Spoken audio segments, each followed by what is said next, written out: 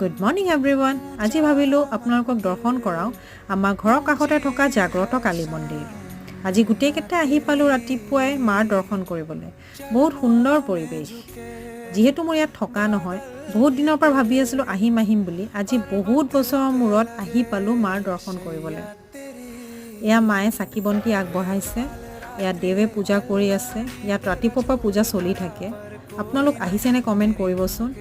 যিহেতু প্ৰমাণিত মন্দিৰ, বহুত দূৰৰ পৰা মানুহবোৰ আহে মাৰ দৰ্শন কৰিবলৈ। আজি আমিও গোটেইকেইটা আহিলোঁ মাৰ দৰ্শন কৰিবলৈ। এয়া সেৱা ল'লোঁ, দেৱে আশীৰ্বাদ দিলে, আহি মনটো বৰ ভাল লাগিল। আমাৰ টিকলাটো খুব ভাল পালে, খুব খেলিলে, আশীৰ্বাদ ল'লে। ইয়াত দেৱে পূজা কৰি আছে। ইয়াত কালী পূজাৰ দিনাখন গোটেই ৰাতি বহুত ডাঙৰ পূজা হয়। আমি গোটেইকেইটাই সেৱা লৈ ওলাই আহিলোঁ। সকলোৰে মংগল হওক বুলি কামনা কৰিলোঁ। ভিডিঅ'টো ভাল পালে লাইক, কমেণ্ট আৰু শ্বেয়াৰ কৰিব। ধন্যবাদ।